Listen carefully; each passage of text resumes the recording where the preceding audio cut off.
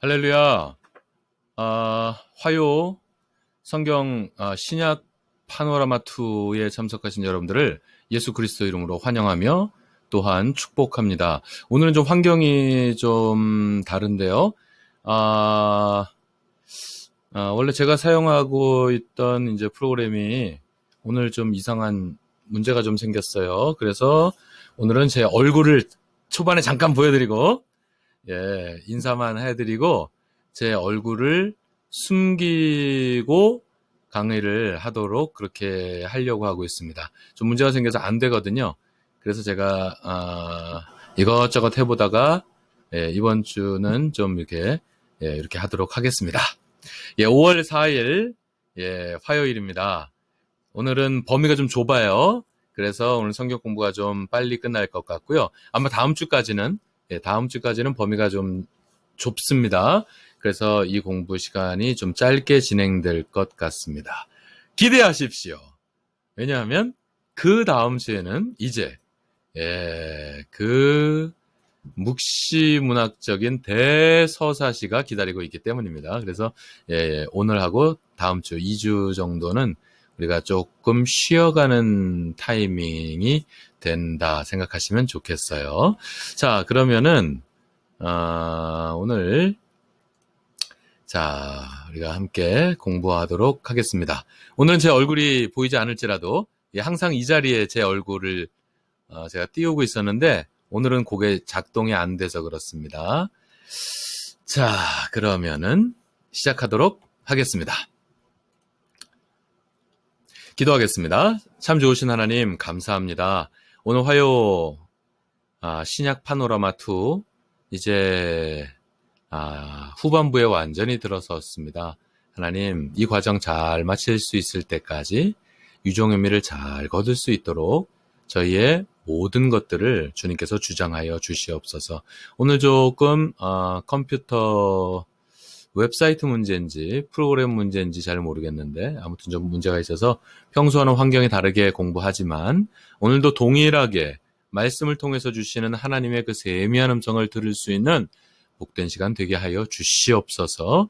이 시간 전적으로 주님께 모든 것을 의지하옵고 감사하오며 예수 그리스도 이름으로 기도하옵나이다. 아멘. 자, 여러분, 오늘 제 얼굴이 보이지 않습니다. 뭐 잘생기지도 않는 얼굴, 안 보이는 것도 괜찮겠죠? 하지만 제가 요 동그란 요 서클, 요 뒤에서 제가 지금 있어요. 여러분이 공부를 열심히 하시는지, 김 목사가 두 눈을 크게 뜨고 지금 보고 있다고 생각하시기 바랍니다. 자, 먼저 베드로전서, 베드로후서 읽기 숙제 검사입니다. 자, 베드로전서, 베드로후서 다 읽으셨죠? 오늘 뭐 몇 장 되지도 않습니다. 10장도 안 되는데요. 다 읽고 오셨을 줄 압니다. 베드로전서, 베드로후서도 너무너무 보배로운 하나님의 말씀이었죠?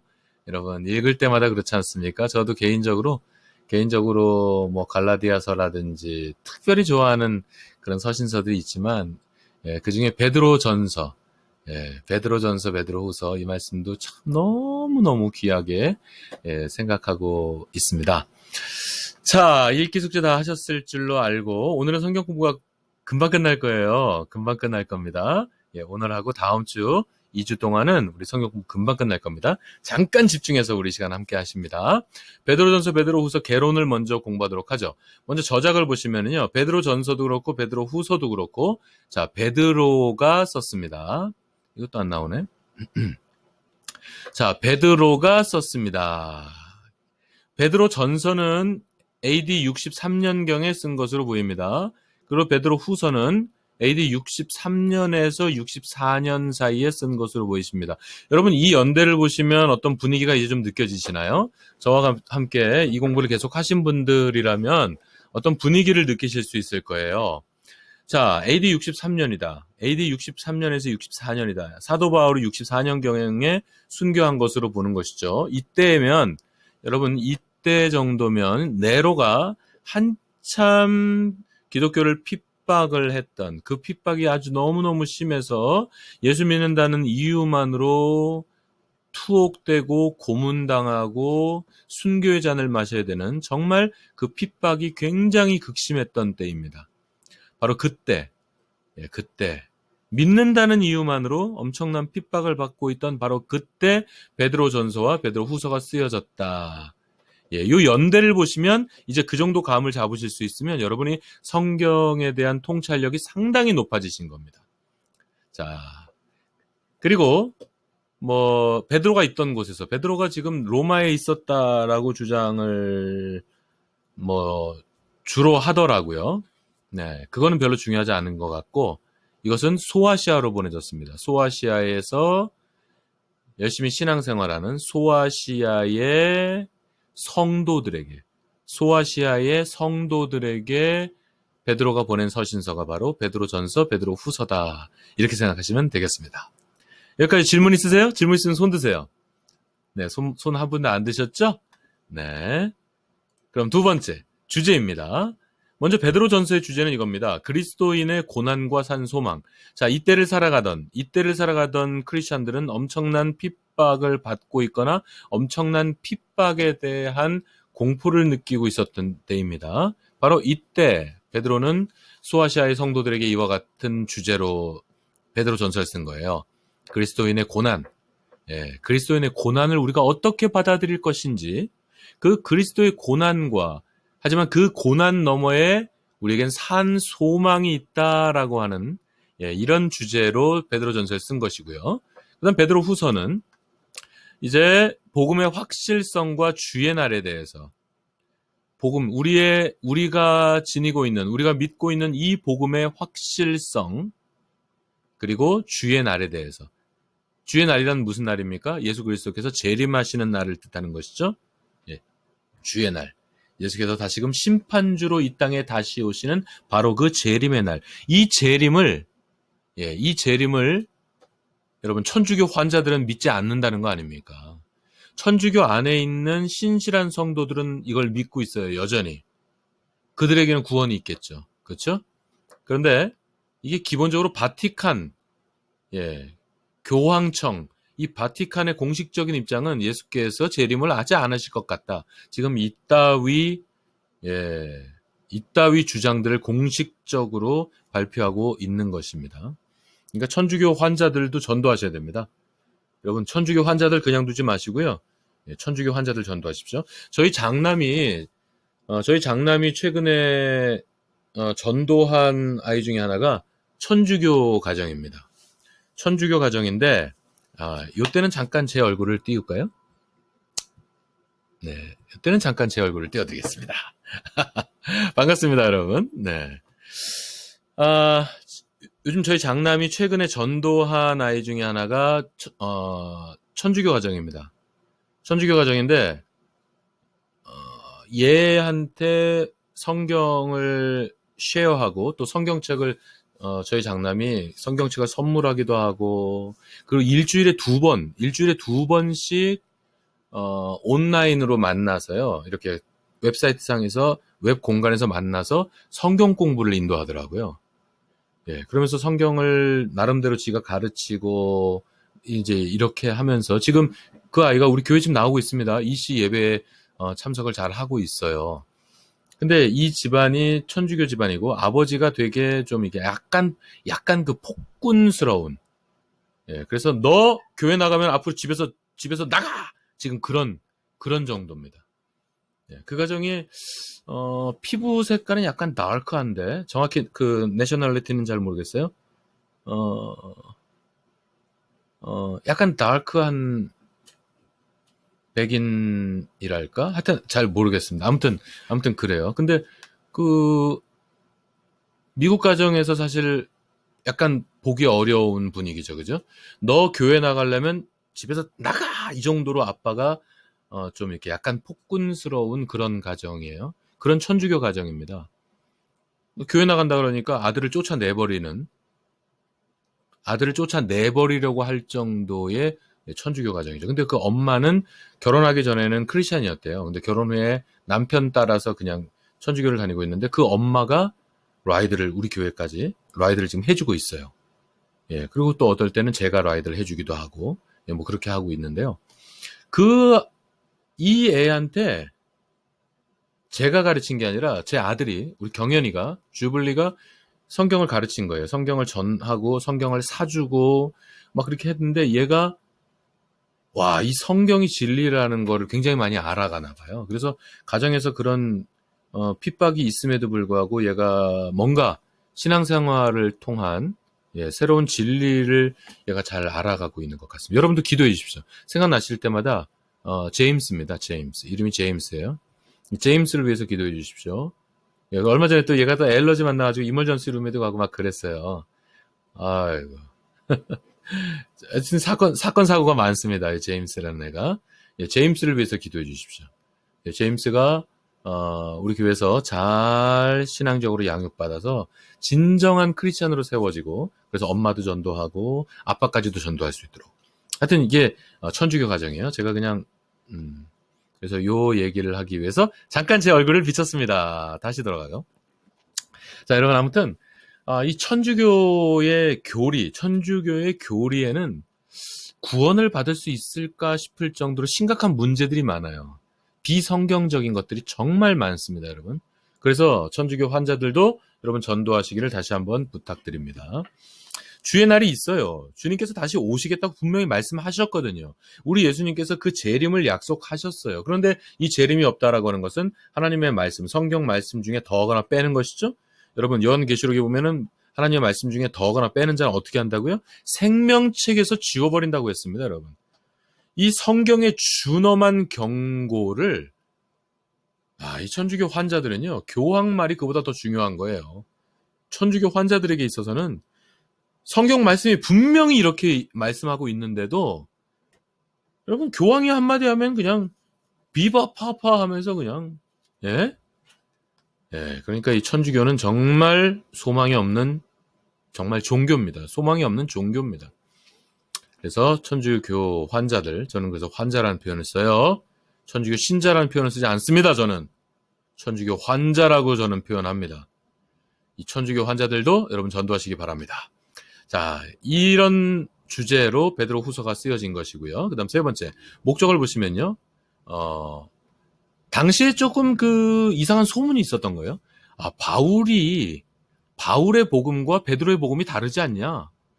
바울이 주장하는 것과 베드로가 주장하는 것이 서로 다르다. 이런 좀 그런 것들이 있었어요. 그래서 이 베드로 전서를 기록한 어떤 목적이 뭐냐면 바울의 신학이나 베드로의 신학, 바울의 복음과 베드로의 복음이 서로 다른 것이 아니다. 바울의 복음이나 베드로의 복음이나 같은 것이다라고 하는 것을 가르쳐야 될 필요가 있었습니다. 많은 성도들이 어떤 오해를 하고 있었어요. 오해를 하고 있었던 거죠. 그래서 그것을 다시 가르치기 위한 목적이 있었고요. 두 번째 목적이 지금 성도들이 핍박받고 있잖아요. 그 핍박받는 성도들을 위로하는 이 두 가지 목적이 베드로전서에 있다라고 보시면 됩니다. 바울과 베드로의 동일성, 핍박받는 성도들을 위로, 이 두 가지 목적. 이해하시겠죠? 자, 그 다음 베드로 후서를 기록한 목적은 이런 겁니다. 거짓 교사들, 제가 계속해서 거짓 교사들을 말하게 됩니다. 이거는 오늘날 우리에게 좀 직접적으로 적용시킨다면 거짓 교사라는 표현보다는 이단이라고 하면 더 여러분이 더 딱 와닿을 거예요. 이단들이 많았던 겁니다. 이단들이 많아요. 그래서 이 이단, 이 거짓 교사들, 거짓 선지자들, 거짓 선생들, 그들과 또한 그들의 그 타락함과 그리고 그들의 그 교리에 대해서 엄중히 경고하고 있는 그런 목적이 있다. 이렇게 보시면 되겠습니다. 자, 여러분 베드로전서와 베드로후서 분위기가 조금 읽혀지십니까? 우리 한 가지만 더 볼까요? 특징 한 가지 보겠습니다. 당연히 베드로전서와 후서는 종말론적이겠죠. 고난을 받는데 우리에겐 산소망이 있다. 이 산소망이 뭡니까? 결국 구원이 있다, 천국이 있다라는 거겠죠. 복음의 확실성과 주의 날이 뭐예요? 예수 그리스도의 재림이죠. 그러니까 종말론적이겠죠. 베드로전서의 특징은 종말론적이고요. 핵심 단어는 소망에 있습니다. 소망은 여러분 과거적인 단어입니까? 현재적인 단어입니까? 미래적인 단어입니까? 어떤 거죠? 어떤 거예요? 소망? 미래적인 단어죠. 소망은 미래를 향해 있는 거예요. 당신들이 지금은 예수 그리스도를 믿는다는 이유만으로 고난당하고 핍박당하고 있으나 우리에게는 산 소망이 있다 이거죠. 예, 그러니까 베드로전서 상당히 종말론적이며 핵심 단어는 소망에 두고 여러분 베드로전서를 읽으면은 그 내용들이 더 잘 다가오게 될 거예요. 그 다음에 베드로 후서도 종말론적이에요. 핵심 단어는 재림에 있습니다. 재림. 예수께서 주의 날이 있다. 그 주의 날에 예수께서 재림하실 것이다. 예, 파루시아를 바라보는 것입니다. 파루시아. 이게 볼이 안 나와요.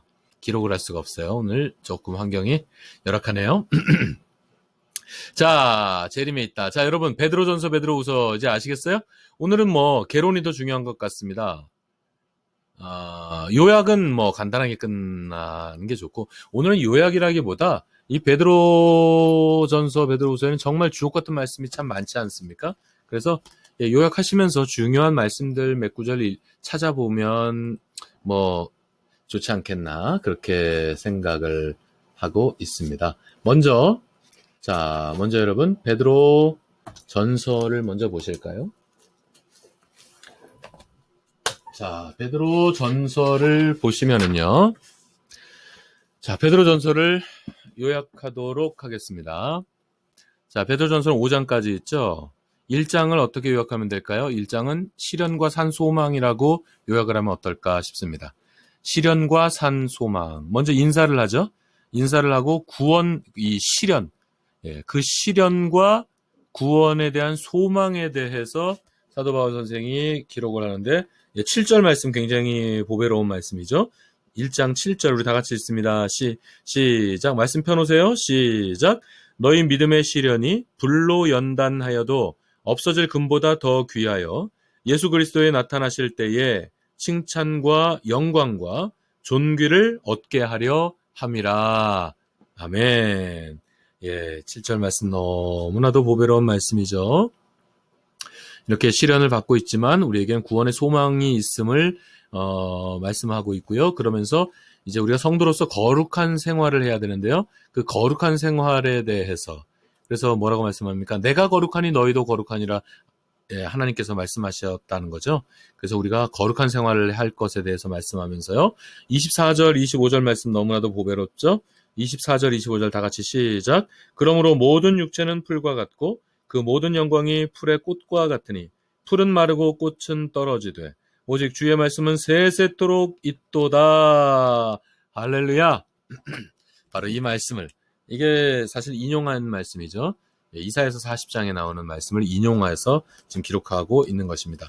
이렇게 거룩한 생활을 할 것에 대해서 베드로 사도가 기록을 하고 있습니다. 자, 2장은 어떻게 요약을 하면 될까요? 2장은 성도의 정체성, 그냥 저는 아이덴티티라고 쓰고 싶더라고요. 아이덴티티. 성도의 정체성, 성도로서의 정체성을 기록하고 있다. 예, 성도의 정체성, 혹은 성도의 본분, 혹은 성도의 아이덴티티. 예, 이렇게 요약을 하면 좋을 것 같아요. 제일 처음에 보시면 신령한 젖을 사모할 것에 대해서 말씀하면서 산돌이신 예수 그리스도를 기록해주고 있습니다. 산돌이신 예수 그리스도. 우리도 산돌이신 예수 그리스도처럼 우리도 그렇게 살자라는 거죠. 그러면서 9절 말씀에 아주 또 보배로운 말씀이 있죠. 9절에 우리 9절 다 같이 2장 9절 다 같이 시작. 오직 너희는 택하신 족속이요 왕 같은 제사장들이요 거룩한 나라요 그의 소유된 백성이니 이는 너희를 어두운 데서 불러내어 그의 기이한 빛에 들어가게 하신 자의 아름다운 덕을 선전하게 하려 하심이라. 할렐루야. 제가 중학생 때 이거를 찬양으로 제가 아주 많이 불렀습니다. 너희는 택하신 족속 왕 같은 제사장 거룩한 나라 하나님께 속한 백성 이는 너희를 이런 찬양 제가 중고등학교 때 굉장히 많이 불렀던 신나게 이 찬양을 많이 불렀어요. 우리는 택하신 족속이라는 것이죠. 우리는 왕 같은 제사장이라는 것이죠. 우리의 영적 신분, 우리의 아이덴티티가 바로 이런 것입니다, 여러분. 그러면서 이제 후반으로 넘어가면 하나님의 종으로서 하나님의 종과 같이 살아갈 것에 대해서 권면을 합니다. 자, 그 다음 3장은 어떻게 요약할 수 있을까요? 3장은 성도의 생활이라고 요약하면 좋을 것 같아요. 좀 더 생활적인 면을 터치하는 거죠. 성도들의 위에는 어떤 성도들의 아이덴티티를 터치했다면 3장은 성도들의 생활적인 모습들을 터치합니다. 예. 그래서 처음에 그 아내와 남편에 대한 그 질서를, 성경적인 질서를 말씀하죠. 아내는 한마디로 뭐예요? 아내의 가장 중요한 덕은 뭡니까? 순복하는 데 있는 거죠. 순복하는 데 있는 것이고요. 남편의 가장 중요한 덕목은 뭐예요? 귀히 여기라는 것이죠. 여기 이 말씀도 좀 찾아서 읽어볼까요? 이 말씀도 굉장히 중요한 말씀입니다. 자, 7절 말씀. 아내들은 남편에게 순종해야 되는 것입니다. 이게 성경적인 질서예요. 예, 뭐 여성 인권이 신장됐다고 해서 이 진리가 변합니까, 여러분? 여성 인권이 신장한다고 이 진리가 변하는 거 아니죠? 예. 여성 인권이 신장됐기 때문에 이 진리도 변해야 된다라고 생각하신다면 여러분 그냥 그걸 종교로 믿으셔야 되는 겁니다. 여성 인권을 그냥 종교로 여기고 사세요. 그건 아주 잘못된 것이죠. 여성 인권이 신장되는 거 중요한 일입니다. 좋은 일이죠.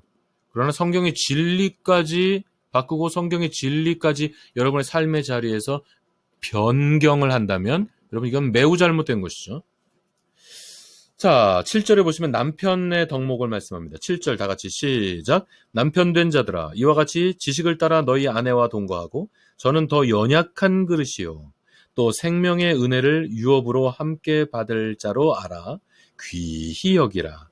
이는 너희 기도가 막히지 아니하게 하려 함이라. 아멘. 이 말씀 정말 중요합니다, 여러분. 예, 이 말씀 정말 중요하죠. 남편 된 자들은 우리에게 가장 중요한 덕목은요. 예? 아내를 귀히 여기는 것입니다. 아내를 귀히 여기는 거예요. 아이고 요즘 보니까 제 아내가 너무 귀하던데요. 제 아내가요 굉장히 씩씩하거든요. 아이고 제 아내가 굉장히 씩씩하거든요. 결혼 전부터 제 아내는 되게 씩씩했어요. 막 그냥 아유 씩씩했어요. 굉장히 씩씩한 여성인데요. 요즘 보니까요 수술하고 이렇게 이러고 꾸부정하게 살살 걸어 다녀요. 혼자 일어나기도 힘들어요. 누워있다가 혼자 일어나는 것도 어려워서 제가 이렇게 세워줘야 되고, 제가 씻기고, 제가 닦이고, 제가 먹이고 있어요. 그러니까, 제 아내가 이렇게 막 그 연약해져 있는 모습을 제가 처음 보는 것 같아요. 이러고 다녀요. 이렇게 씩씩하게 다니지 않고, 이러고 살살 다녀요. 예, 그래서 제가 자주 안아줍니다. 제가 자주 이렇게 안아줘요. 자주 안아주고, 예, 그럽니다. 아, 이 말씀이구나. 예? 저는 연약한 그릇이라. 예, 오늘 지금 본문 말씀에, 예, 본문이라. 예, 지금 읽은 말씀에, 예? 저는 더 연약한 그릇이요. 또 생명의 은혜를 유업으로 함께 받을 자로 알아 귀히 여기라. 여러분, 이게 남편 된 자들의 덕목인 것입니다. 여러분, 아내들은 순복하는 것입니다. 남편에게 순종하는 거예요. 예, 굉장히 중요한 덕목입니다. 이 덕목을 잊지 마십시오. 예. 그리고 남편들은 아내를 더 연약한 그릇으로 귀히 여기시기를 바랍니다. 예. 그러면서 이제 자, 다시 넘어가겠습니다. 그러면서 이제 우리가 이제 핍박을 받고 있잖아요, 성도들이. 지금 당신들이 핍박을 받고 있는데 그 핍박을 받는 자세에 대해서 말씀하죠. 9절 말씀에 보면 악을 악으로 욕을 욕으로 갚지 말고 도리어 복을 빌라. 이를 위하여 너희가 부르심을 입었으니 이는 복을 유업으로 받게 하려 하심이라. 아멘. 이게 핍박받는 자들의 자세입니다. 우리는 악으로 누가 나한테 했으면 예, 눈은 눈으로 귀는 귀로 여러분 우리는 그게 아니죠. 악을 악으로 갚지 말고 욕을 욕으로 갚지 말고 도리어 복을 빌라. 할렐루야. 아, 정말 너무나도 보배로운 말씀입니다, 여러분. 예. 12절을 보시죠. 주의 눈은 악인을 향하시고 그의 귀는 저의 간구에 귀 기울이시되 주의 낯은 악행하는 자들을 행하시느니라. 원수 갚는 것은 하나님에게 있는 거예요. 주의 낯이 주의 낯이 그 악행하는 자들을 향하여 있습니다, 여러분. 그러니까 원수는 내가 갚으려고 할 필요가 없어요. 원수는 하나님께서 갚아주십니다. 그러므로 우리는 악을 악으로 갚지 말고요. 우리는 오히려 도리어 복을 비는 것이 바로 우리 성도들의 생활이 되어야 될 줄로 믿습니다. 핍박받는 자세가 바로 이런 것이고요. 그러면서 선한 양심이 강조되죠. 선한 양심으로 승리할 것에 대해서 권면을 합니다. 아, 참 너무나도 보배롭죠? 예, 베드로전서 말씀도 정말 너무나도 보배롭죠. 자, 4장은 어떻게 요약할 수 있을까요? 청지기의 생활이라고 저는 요약을 해봤습니다. 청지기의 생활. 먼저 하지 말 것에 대해서, 그리고 할 것에 대해서 말씀을 하죠. 먼저 하지 말 것에 대해서 뭐라는 거예요? 한마디로 no 정욕, no 술 취함, no 우상숭배, 뭐 이런 거죠. 그러니까 우리가 하지 말 것에 대해서 이런 것들을 하지 말라라는 것이고요. 그 다음에 오직 이런 것들은 하라는 것이죠. 예, 이런 것들을 하라라고 하는 것은 뭡니까? 기도, 그리고 뭐예요? 사랑. 4장을 쭉 읽으면 어떻게 나옵니까? 그 다음에 대접하는 거, 그리고 봉사하는 거, 이런 것들은 하라는 거죠. 기도, 사랑, 대접, 봉사를 하고 정욕, 술 취함, 우상숭배 이런 거 하지 말라는 것입니다. 예, 그러면서 받을 고난에 대해서 말씀을 하죠. 받을 고난. 예? 고난이 있다 이거죠. 예? 우리는 고난을 받을 것이다. 우리는 받을 고난이 있다. 예수 그리스도를 믿는다면 우린 받을 고난이 있다. 여러분, 고난 좀 받는다고 그러니까 엄살 부리기 없기. 예, 고난 우리 받습니다. 고난 어떻게 보면 고난을 받아야 그게 진짜 성도들이에요. 고난이 없다면 그게 성도일 수 있나 하는 생각을 여러분 해보실 필요가 있어요. 우리에겐 고난이 있습니다. 우리가 이 세상에 불의한 세상과 타협하지 않는다면 우린 불이익을 당하는 게 정상 아니에요? 고난을 당하는 것이 정상 아니겠어요? 이 세상과 너무나도 짝하면서 잘 지내니까 고난이 없는 거 아닙니까? 고난은 있는 거예요. 고난이 있다고 너무 괴로워하지 마십시오. 사도 바울의 말씀이 그런 거예요. 고난이 있다. 고난을 받게 되는데 그거 이상히 여기지 말라는 겁니다. 고난을. 그 고난 기쁘게 받으라는 거예요. 2000년 전에 하신 이 베드로 사도의 권면이 정말 오늘날을 살아가는 우리들에게도 너무도 보배로운 말씀이죠. 아, 너무 보배롭죠. 자, 5장은 어떻게 요약할 수 있겠습니까? 5장을 저는 이렇게 요약합니다. 목회적인 권면장이다. 예, 베드로 사도의 목회적 권면. 먼저 장로들에게 권면을 하죠. 장로들에게 어떤 권면을 하죠? 양무리들을 잘 치라라는 것이고 본이 되라는 거죠. 자꾸 입으로 가르치지 말고 말로 자꾸 가르치지 말고 본이 되라는 거예요. 마들링을 하라는 거죠. 마들링.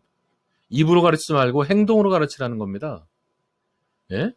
입으로 자꾸 잔소리하지 말고 내가 잘하는 모습을 보여주면 그게 아주 좋은 교육이에요. 예수님이 이런 교육 방식을 택하셨죠. 예수님이. 본이 되라는 것입니다. 그러면서 영광의 면류관. 예? 이게 바로 어떻게 보면 이게 영광의 면류관이 목회자들에게 주시는 하나님의 상급이라고 말할 수 있는 것이거든요. 예. 영광의 면류관. 그 다음에 이제 젊은 자들에게 이제 권면을 하죠. 젊은 자들은, 너희 젊은 자들아 다소로 겸손으로 허리를 동이고, 장로들에게 순복하라. 그 유명 잘 아시잖아요. 그죠? 아주 이와 같은 이 보배로운 말씀이 정말 이 5장 전체가 너무나도 보배로운 말씀 아니겠어요? 네? 그러니까 5장 5절부터는 그 전부터 다 5장은 뭐 줄 칠 데가 없죠.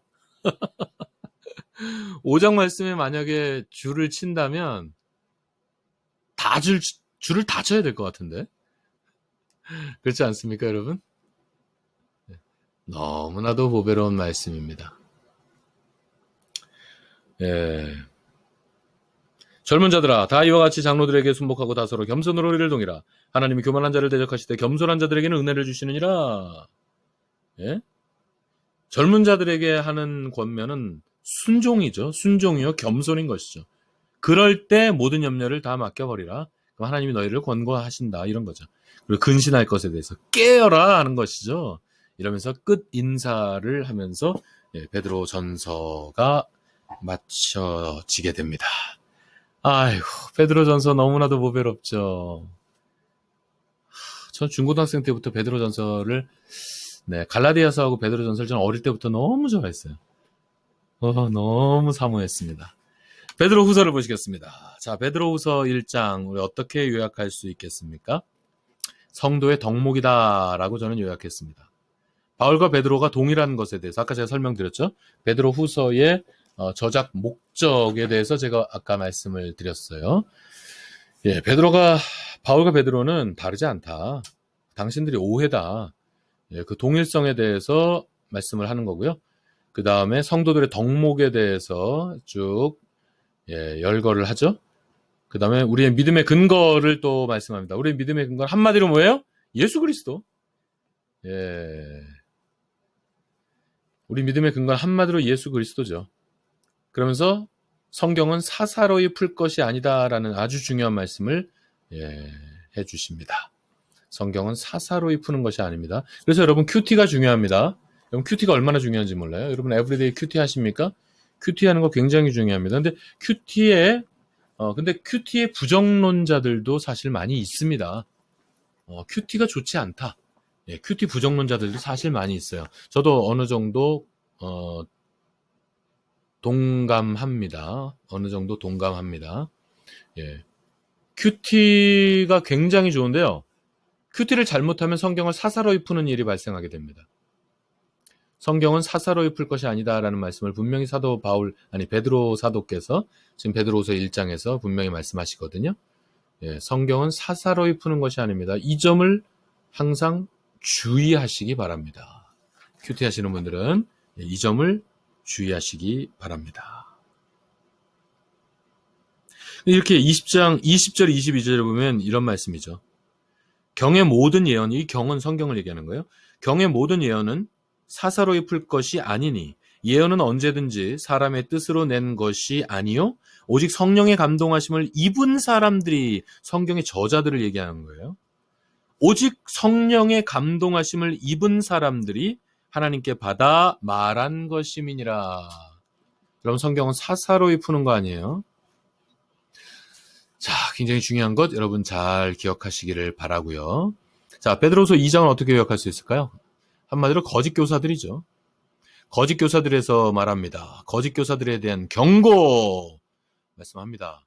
이런 자들은 심판을 받을 것에 대해서, 그러면서 노아 시대의 그 대홍수와 소돔과 고모라 성의 그 심판, 이 심판을 예로까지 말씀을 하죠. 아주 무서운 이 거짓 교사들, 이단들에 대한 정말 준엄한 이 심판의 경고가 있는 것이죠.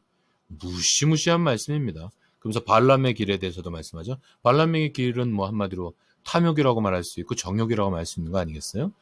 그러니까 이런 거짓 교사들, 그리고 발람의 길을 경고하고 있는 것이 아주 준엄한 경고의 메시지로 가득한 것이 바로 베드로후서 2장입니다.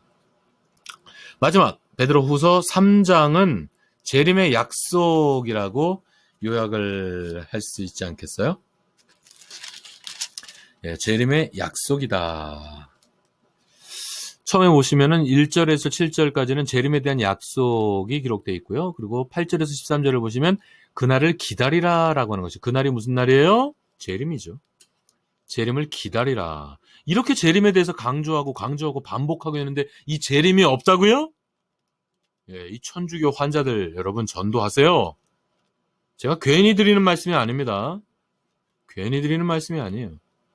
그러면서 8절에 하루가 천년 같고 천년이 하루 같음에 대해서 말씀하죠. 그리고 예수께서 그 재림은 주의 날이 도적같이 임할 것이라고, 그 주의 날에, 그 재림의 도적같이 아무도 예상할 수 없다는 거죠. 예수님께서도 그렇게 말씀하셨잖아요. 아무도 모른다고, 그 날은. 예수님도 모른다고요. 아버지만 안다고요. 그러니까 주의 날이 도적같이 임한다라는 표현, 여러분 이걸 분명히 이해하십시오. 그러니까 그의 날이 도적같이 임할 것이기 때문에 사람들이 모르거든요. 그러니까 저 천주교 환자들이 그걸 모르는 거예요. 그러면서 13절에 새하늘과 새 땅을 바라보도다. 예수 그리스도의 재림 후에 열리게 될 그 새하늘과 새 땅을 바라보도다. 그리고 최후의 권면과 축복을 하면서 베드로후서를 마치게 됩니다. 할렐루야. 여러분 오늘 베드로전서, 베드로후서 어떠셨습니까? 그러니까 제가 지금 가르쳐드린 그런 내용보다도 이건 정말 아무것도 아니죠. 제가 여러분에게 가르쳐드린 내용은 정말 아무것도 아니고 이 베드로전서 후서에 있는 이 보배로운 말씀들, 여러분 너무 귀하죠? 프레셔스하다 그러잖아요. 프레셔스, so precious. 너무나도 보배로운 말씀이었죠. 여러분 이 베드로전서, 베드로후서에 있는 이 말씀을 여러분 가슴에 잘 새기시고 여러분 이 말씀 기억하시면서 말씀 따라 늘 승리하는 삶을 살아가시는 여러분들 되시기를 예수 그리스도 이름으로 축원합니다. 우리 기도하고 마치겠습니다. 참 좋으신 하나님 감사합니다. 오늘 베드로전서, 베드로후서 이 보배롭고 중요한 말씀을 오늘 우리가 공부하였습니다. 잘 이해했는지 모르겠어요. 잘 이해했다면 이 시간 우리가 잘 기억할 수 있는 지혜도 허락하여 주시옵소서. 그리고 잘 기억하고 잘 이해해서 이 말씀을 우리 삶의 현장에서 실천하며 누리며 살아갈 수 있는 이와 같은 믿음 또한 저희들에게 허락하여 주시옵소서. 하나님, 일교차가 너무 큽니다. 일교차가 막 40도, 20도씩 일교차가 나고 있습니다. 주의 성도들, 이렇게 큰 일교차 가운데서도 건강을 주님께서 붙들어 주시옵소서. 그래서 강건하게 주의 교회를 섬기고 강건하게 예배생활, 말씀생활, 기도생활 이어갈 수 있도록 아버지 하나님 저희들을 지키시고 보호하여 주시옵소서. 오늘도 이 귀한 성경 공부에 참여한 당신의 사랑하시는 우리 권속들, 하나님 이분들을 축복하여 주시옵소서. 하나님 이분들의 생활과 이분들의 건강을 하나님께서 지켜 보호하여 주시옵소서. 믿사옵고 감사하오며 예수 그리스도 이름으로 기도하옵나이다. 아멘. 할렐루야. 할렐루야. 여러분 수고하셨습니다. 수고하셨고요. 우리 다음 주에 다시 뵙겠습니다. 안녕히 계세요.